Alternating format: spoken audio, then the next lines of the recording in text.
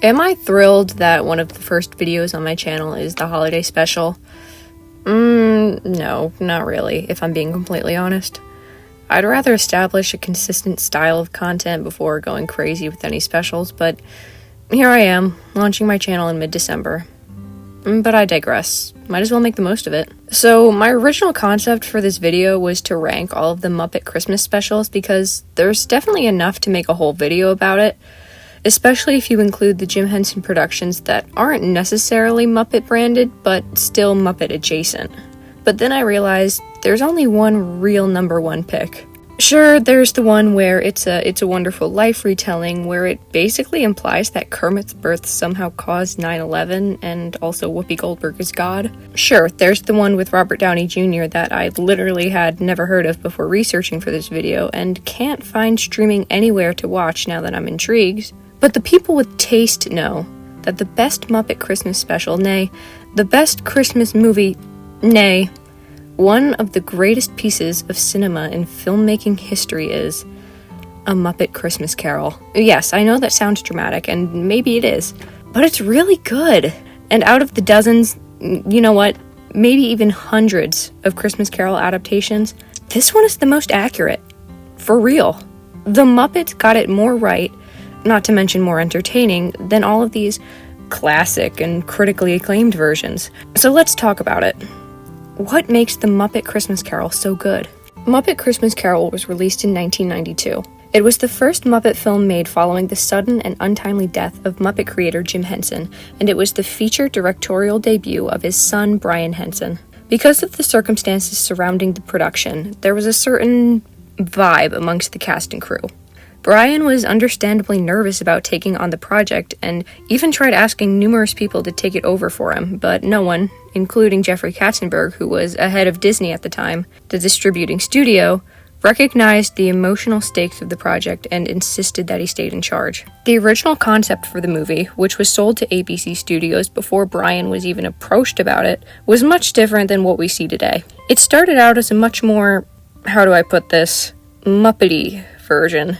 Much more spoofy and farcical, like what the Muppets are known for. But it was missing something, a certain heart and depth that the original story commands. Obviously, this movie follows the plot of A Christmas Carol, the 1843 novella by Charles Dickens. Everybody knows that. But what a lot of people don't know is just how impactful this book was. It completely changed the way the world views and celebrates Christmas. If you find any of this as fascinating as I do, I suggest you watch the 2017 Irish film, The Man Who Invented Christmas. There were definitely some creative liberties taken in this story, but it gives a good idea to the context behind how and why it was written. Because Dickens put so much of himself in the book, it only seemed obvious to Brian and screenwriter/Muppet veteran Jerry Jewell to write Dickens into the movie as a character, and to have him played by the least likely of Muppets, Gonzo. Actually, according to Brian, 95% of Gonzo's lines are taken directly from Dickens' narration in the text. Despite all the blood, sweat, and tears that went into it, The Muppet Christmas Carol was not an instant classic. Initially, it really wasn't well received. Some thought it was too Muppety, others thought it wasn't Muppety enough. Though it is a lot darker than most Muppet films at the time, featuring chained ghosts, a really nasty main character at the start, whatever this is, and, you know, the actual Grim Reaper. Brian says, you need to go to those dark places for the ending to be as joyous as it can be. One such infamous review from the BBC calls it a liberal but fun adaptation of a classic that turns out to be quite touching as Muppet movies go. Less pleasing are the forgettable songs that offer both clumsy word construction and dire music that eats away at the aesthetic quality of the movie. But you'll be too busy looking at the assorted Muppets to care much. I much prefer this review from Screen Rant.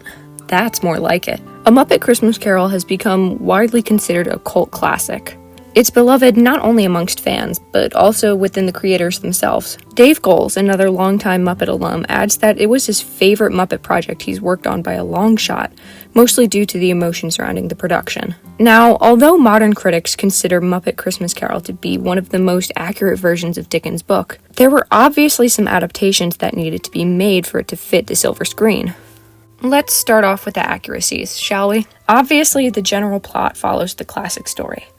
Ebenezer Scrooge is a cruel and miserly businessman who's taught the error of his ways through multiple visits by ghosts throughout the night of Christmas Eve. It's almost impossible to count the similarities because this movie is nearly line for line with the book, minus the singing and, muppetyness. Overall, the muppetyness seems to be the biggest deviation from the text.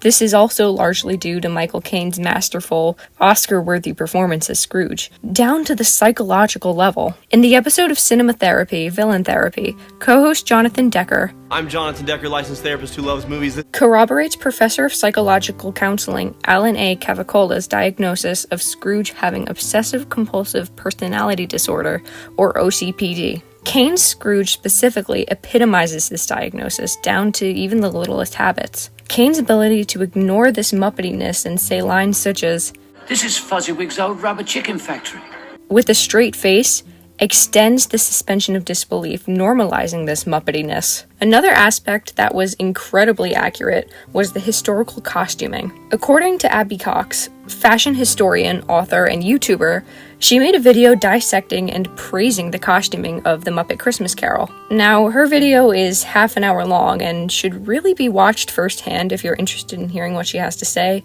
I'll link it below. But just know that the costumes are not only incredibly well made, but they're also incredibly well researched and crazy historically accurate. The human costumes being made by Polly Smith and the Muppet costumes being made by Anne Hollowood. The last impressively accurate thing that I specifically wanted to talk about is how the ghost of Christmas Past was depicted. In most Christmas Carol adaptations, Past is often depicted as a young lady, if it's an original adaptation, or as the youngest/smallest member of that IP's cast of characters. In the book, however, Past is described as like a child, yet not so like a child as like an old man, viewed through some supernatural medium which gave him the appearance of having receded from the view and being diminished to that of a child's proportions. Now, I don't know about you, but this is exactly how I would describe that. When I was a kid, she spooked the shit out of me, and I wish that they used somebody like Scooter or Bean to be Past. But now that I'm older, I appreciate the commitment. Whoa, that's scary stuff. Hey, should we be worried about the kids in the audience? No, it's all right. This is culture. Oh. Perhaps the most noticeable change made for this film was the addition of Charles Dickens, played by Gonzo, and Rizzo the Rat as the narrators who speak directly to the audience. Although there is a narrator in the book, they're not a character like they are in the movie. While most of Dickens' lines were taken directly from the book, Gonzo and Rizzo's personalities added a lot of Muppety charm to an otherwise dark and gothic story. If anything, this addition made the Muppet version even more standout and unique. There were also a few changes to the dialogue that was taken from the book that I noticed, mostly just to better tailor it for the American audience. For example, when Scrooge is talking to the charity collectors and his nephew, he says, "If I could work my will, every idiot who goes about with Merry Christmas on his lips would be cooked with his own turkey and buried with a stake of holly through his heart." In the book, he says boiled with his own pudding. This was changed because Americans don't really have the same concept of pudding that the Brits do. The turkey thing seemed a little bit more universally relatable. Like small stuff like that, nothing too offensive. One of the most beloved aspects of The Muppet Christmas Carol is the soundtrack, which includes a score by Miles Goodman and songs by Paul Williams. So, to cap off the Dynamite Productions Hollywood Spectacular, and to keep with the spirit of my original plan for this video, I will be ranking all of the songs. And I know what you're thinking. You can't rank perfection. But I won't really be ranking them based on how good they are, per se. I don't really have the musical knowledge for that. I'll mostly be ranking them based on personal enjoyment, relevance to the plot, and overall vibes. Basically on, if you were to say that this was your favorite song, how negatively would it impact my opinion of you? How qualified am I to do this? Very much so, actually, I think. I also just recently saw a Muppet Christmas Carol with the live symphony. You know, when the orchestra's on stage and they're playing the music live to the movie. It was pretty cool, and I'll probably be mentioning it a few times. But let's get into it. Songs in musicals exist to serve a storytelling purpose. They show the audience something that the dialogue and visuals could never get across. In a really good musical, the songs progress the plot by revealing the characters' innermost thoughts and desires, revealing the reasoning behind their actions without having them explicitly narrate what they're doing. A motif in musical context, is a short, recurring musical idea or figure that's a key part of the composition. It's often a short, recognizable portion of the melody that's repeated throughout the narrative of the overall story, and symbolizes something deeper wherever it shows up. Now, I don't have the music theory knowledge to accurately or effectively tell you how it shows up in the score, but I can tell you where it comes up in the melody and lyrics, and then relate it to how it affects the characters and story. The overture is probably my favorite of the instrumental tracks. Not only is it a beautiful piece of music in its own right, but it also does a really good job of introducing 3 of the main motifs featured throughout the rest of the film. It starts with the "It Feels Like Christmas" motif, which represents the true meaning of Christmas. The middle section is the "When Love Is Gone" motif, which represents Scrooge's journey. And then the final section of this piece is the "Thankful Heart" motif, which represents a sort of combination of the two, Scrooge after he discovers the true meaning of Christmas. I also like how the structure of the overture gives the audience a sneak peek at the meaning of the movie, as it's like a shortened version of the story. I'm gonna put it right here. The second song is Scrooge. This is a good song. I really like it. I do feel like mentioning, though, that it reminds me of Belle from Beauty and the Beast, simply because it's an opening song in which all of the townspeople talk shit about the main character, but it's a bit more deserved in this situation. It's a bop. I like it. It's going up here. Another reason why I want to rank this song so high is because of... No Jesus for us, Mises. Oh my god, I love that part. The next song on the soundtrack is actually a song that never made it into the movie. Room in Your Heart was a song meant to be sung by Dr. Bunsen Honeydew and Beaker's characters when trying to convince Scrooge to donate money to the poor. This is my first time listening to the song, and it was okay. I'm not surprised that it didn't make it into the movie because it doesn't compare to the other songs on the list. But maybe that's because I didn't grow up listening to it. Maybe it would have been a classic if it ended up in the movie. Who knows? But for now, it's just okay. So let's move on. Good King Wenceslas. Is this a beautiful arrangement of a classic piece? Yes. But if it's your favorite on the soundtrack, I'm gonna assume you were a band kid in high school. Do with that information what you will. It's still good, so I'll put it right here. One More Sleep Till Christmas is a very valid choice if this is your favorite. I think it's one of the more normal songs on the soundtrack. Normal is the wrong word. Most singable out of the whole soundtrack. Like, if you sung this at a Christmas pageant or caroling or whatever, I don't think too many people would associate it with the Muppets or anything. I think it's just a really good song on its own, you know, without the context of the movie behind it. Also, big Kermit fan. I think this song's really sweet. Top tier. Marley and Marley. This song, kind of a bop. It's good. It's definitely good. But I feel like people who like this song make it their whole personality, you know? But it's still top tier. I don't care. If you don't like this song, there's something wrong. Christmas Past. So this is another score piece. Is the score to this movie incredible? Yes. Do I think that it's weird if you pick it as your favorite song? Also yes. So I'm gonna put it in the middle here. It's still really good and underrated, but I don't think that anybody's gonna pick it as their favorite song. Chairman of the Board. Ah, yes. Here we have another song that was recorded but never shot to actually be in the movie. So this song was supposed to be sung by Sam the Eagle's character in the classroom scene when Scrooge goes to visit his childhood. Again, this was my first time listening to it, and I can see why it didn't make it in. This scene definitely doesn't need the song, and it's alright, I guess. If you said that this was your favorite, well, first I'd be impressed that you knew it, but I'd definitely judge you if you said that it was your favorite. It wasn't that good. There's better options. It's going down here.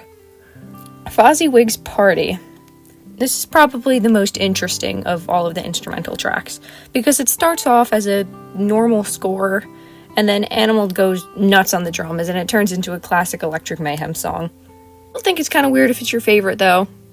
I prefer the songs with lyrics, but I'm gonna put it right here in the middle. It's good. I like it. When Love Is Gone. Okay, if this is your favorite, respect. You're a real one, for sure. It's not my personal favorite, but I do think that it was wrong that it got cut from the original release of the movie, because it establishes a pretty important musical motif that we see in the opening and then again at the finale. Valid choice, but not enough Muppets. Like maybe there could have been some like bird Muppets, or maybe they bring back the mice to do backing vocals. I don't know. It's really good, but I feel like the scene needed more Muppets. I'll put it in the second category. I also wanted to mention that at the live symphony concert, they played the version of the movie with Love Is Gone. They know what's up. It feels like Christmas. Incredibly valid choice. Incredibly basic, but still valid. This song captures the theme of the overall movie super well. Also, I find it incredibly ironic that the only ghost that Scrooge has to actively seek out is the ghost of Christmas Present, because it's really all about Scrooge learning to live in the present. Not harping on the past, not preparing for the future, just enjoying the here and now. Think about it. Both past and future just kind of find Scrooge and force themselves upon him. But Scrooge has to go into the other room and find him. Ho, ho, ho, ho, ho. Come in and know me better, man. Ho, ho, ho, ho, ho. Top tier. Christmas scat. This one's cute. It's cute. It's basically One More Sleep, but quirkier.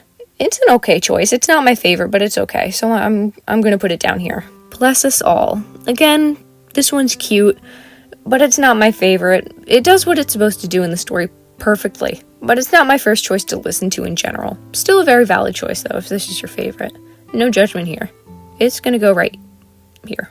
Christmas Future. Again, I will not believe you if you tell me that any of the score tracks is your favorite song. It lives with the other score tracks. It's really good. Questionable choice if I pass you the aux. Yeah, I'm just gonna put this one next to it while we're at it. Thankful Heart. This one's a good one. Is this a basic answer? Yes. But I don't care. It's catchy and perfectly represents Scrooge's internal change. The Thankful Heart motif, the melody heard at the end of the chorus, shows up in the score at any significant point in Scrooge's arc, and it only makes sense that the main song featuring that melody is here at the end, symbolizing the lessons he learned and the changes he made throughout the story. Top tier. Finale. When Love Is Found and It Feels Like Christmas mashup. And here we are, the grand finale.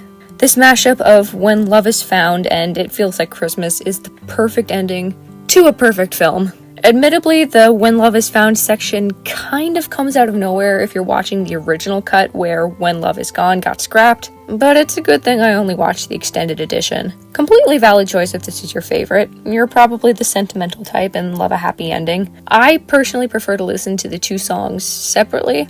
It's almost top tier for me, but not quite, so I'm going to put it here in the second category. And that's that. If this video inspired you to do anything at all, I hope it's to go watch A Muppet Christmas Carol extended edition featuring the originally cut song When Love Is Gone, because it's that good. But in all seriousness, a merry, happy, holly jolly, whatever the hell you celebrate. Thank you all for watching this far. If you found this production to indeed be dynamite, please consider hitting the like and subscribe buttons to support my channel, where I make content not for the film bros, but for the film hoes.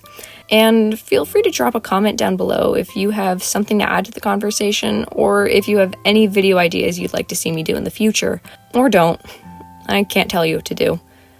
But until next time, I'm wishing you a very dynamite morning, afternoon, evening, or middle of the night. Whenever you're watching this. I don't judge.